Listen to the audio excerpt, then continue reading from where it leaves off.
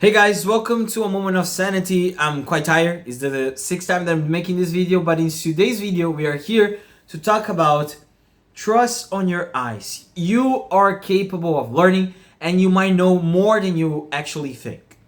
We have this tendency in our times that we need to rely in a scientific study. We have this scientificist trend. At the same time that we have this scientificist trend, we have something that is really that enters in contradiction to that is relativism. At the same time that we believe that science holds the truth, we don't believe that there is really a truth because there is just my truth and your truth. And don't bother me too much with the truth. Even if you're polite, don't bother me with the truth. Don't offend me, please. And this, of course, enters in contradiction. Of course enters in contradiction. And that's a huge problem for our intelligence because little by little, because our environment lives like that, we start to distrust in our senses. We start to deny what we are seeing. Just because truth doesn't really exist, so it doesn't really matter. And if it really matters, we need a scientific study to prove that your point is really true. That I should really consider your point. Otherwise you're being biased, right? You're being biased according to your knowledge. Of course, Daniel, it's easy for you to tell me that, this is wrong, or to tell me that something is a sin or something is wrong, or criticize the road because you already live this lifestyle. And you are inclined to leave that. Of course you will be biased to do that. You get what I mean? But let me tell you something, my friend. First of all, this is not true all the time. It might be true for some individuals, and maybe all your friends are like that because they're childish. You get what I mean? But there's no knowledge that is impersonal. Every single knowledge is personal by definition because it is you that is knowing it. So there's not this, you cannot not trust on your senses. You cannot deny that truth is true. Why? Because you go to the doctor. If the doctor, you get fever. Oh, you will say that fever is subjective. And at the same time, with the scientificism, how can you just trust on science on stuff? First of all, science has limitations. This is the first thing. There are many things that science cannot get. There are many things, especially metaphysics. Why science cannot get metaphysics? Because science is grounded in metaphysics. Tell me, proof with the scientific method that the scientific method work. And your statement that we should just trust in science is not a scientific statement. It is what? Is it a philosophical, is a metaphysical statement? And you are making a universal statement. You get what I mean? I'm not saying that science itself doesn't have any utility. I'm not saying that. But I'm trying to put science on its place. And the core of science is trusting on your perception. Because of your perception, first of all, you will make a hypothesis. Second of all, after you conclude the study, you trust your perception. You trust that you are capable to interpret the data and what that means.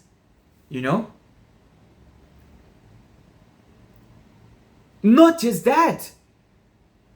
After you pass the study, someone that is reading the study needs to trust on you that this is not biased, that you didn't adulterate the results. And if you look science in this way, it's really fragile, my friend. It's really, really fragile. First, because every single scientific study just study like this is ball of reality. And the more broad it studies, the more chances of not getting good results, and being really, really generalized, it has.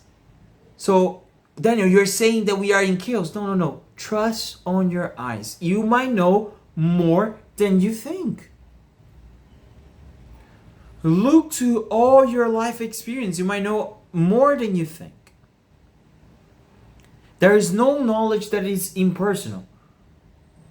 Unpersonal. I don't know if it's impersonal, unpersonal, or non-personal. Okay? There's no knowledge like that.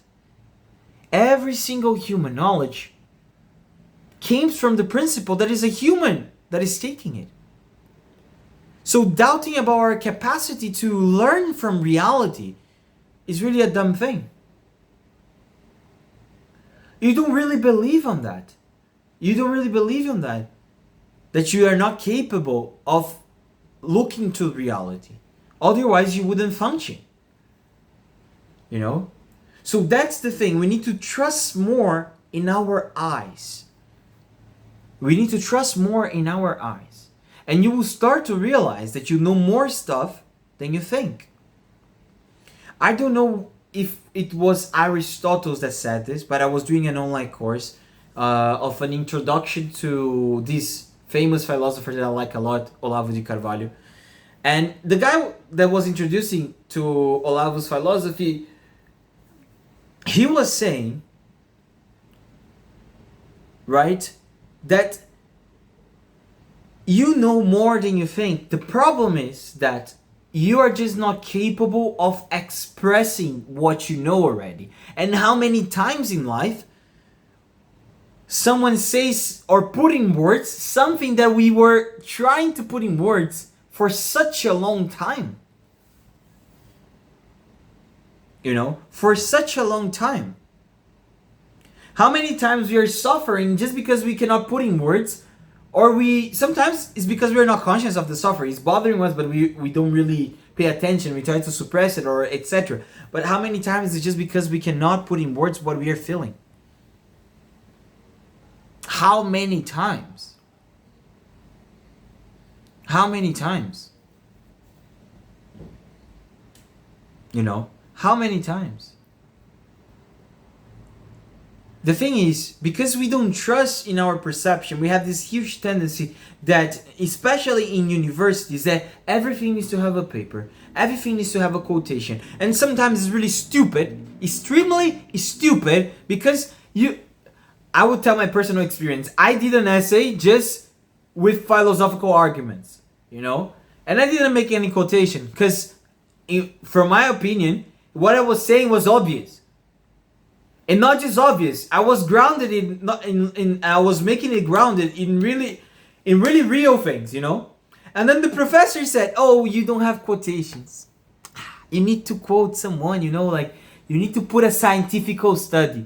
If he said that, if he was really scientificist, you know, like, no, you need to be grounded in science, I would even feel honored because he's taking something serious.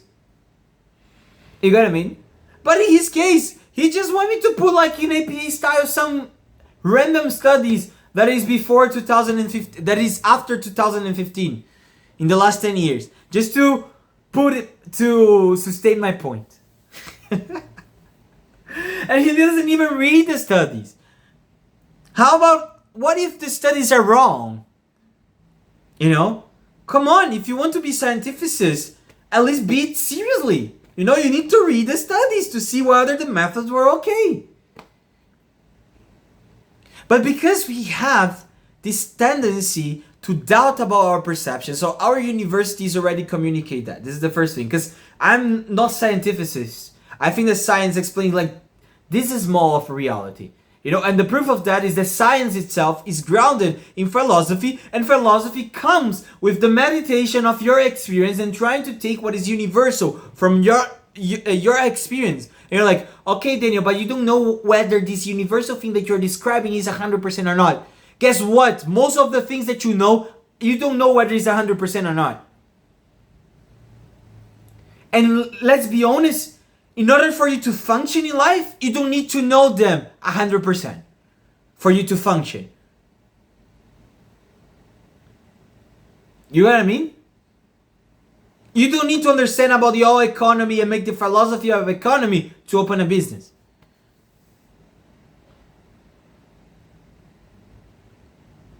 You don't need to study math and study philosophical philosophy of math in order to calculate how much you spend in a month.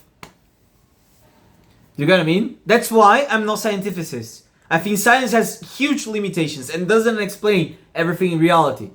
And the proof of that is science cannot explain its own scientific method. You get what I mean? So that's the thing.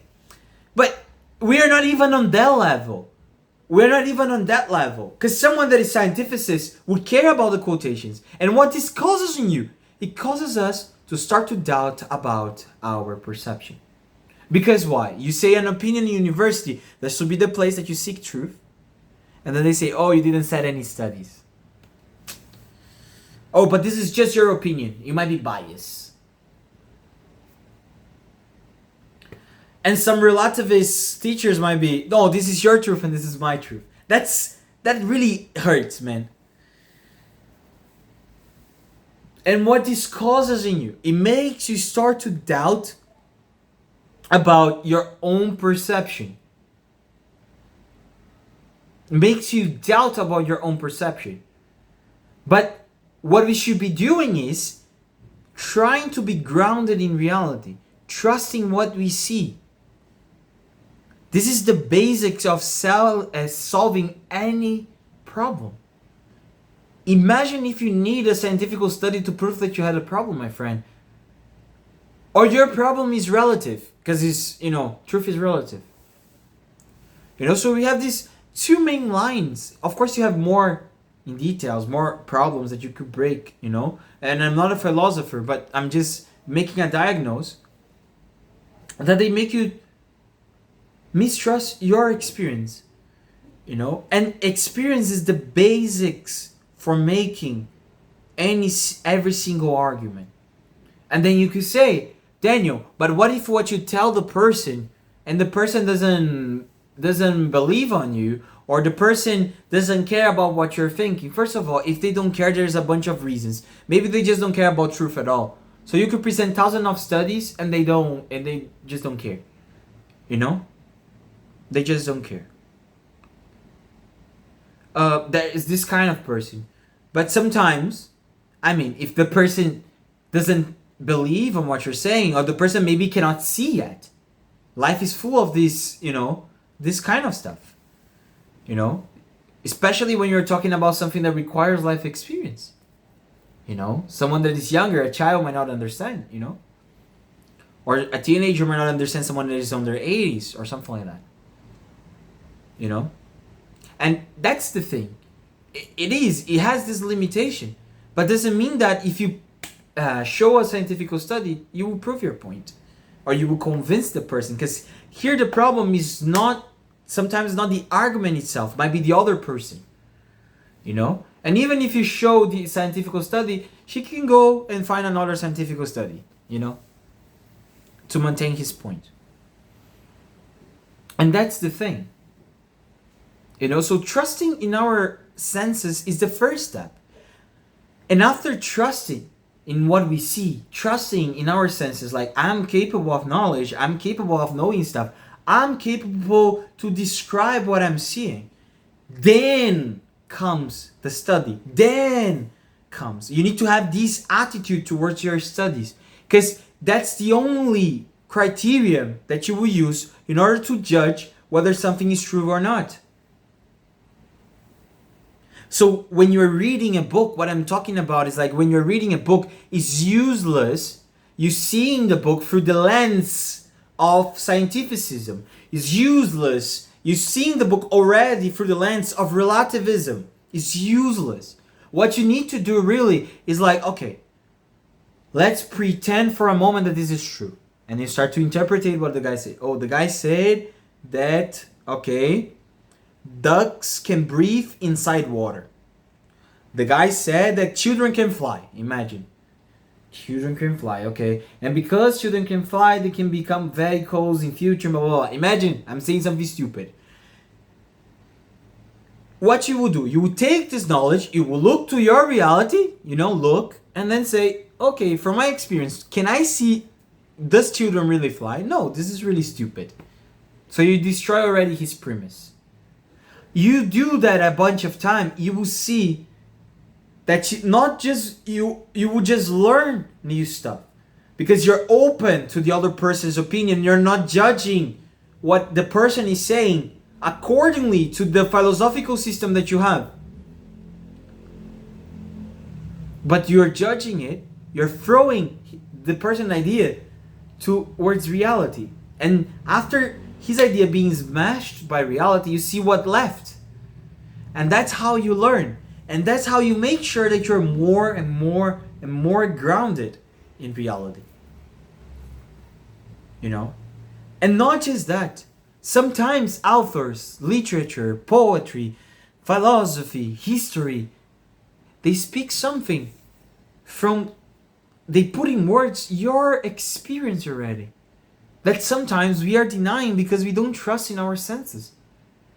How many persons are not suffering in their houses is so common in the consultory when you're giving counseling to someone.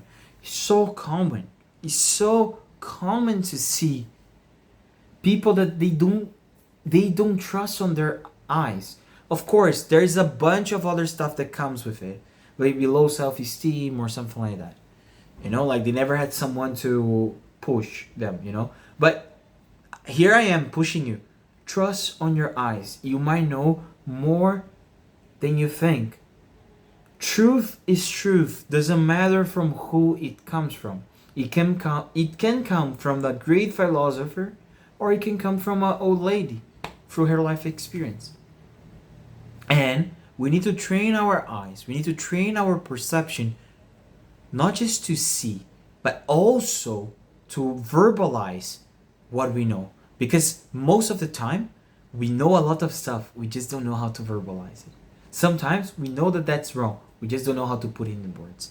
Sometimes we know a concept. We know it already by experience, but we just don't know how to put it in words, So, my friend, trust in your perception. You might know more than you think. You are capable of knowledge.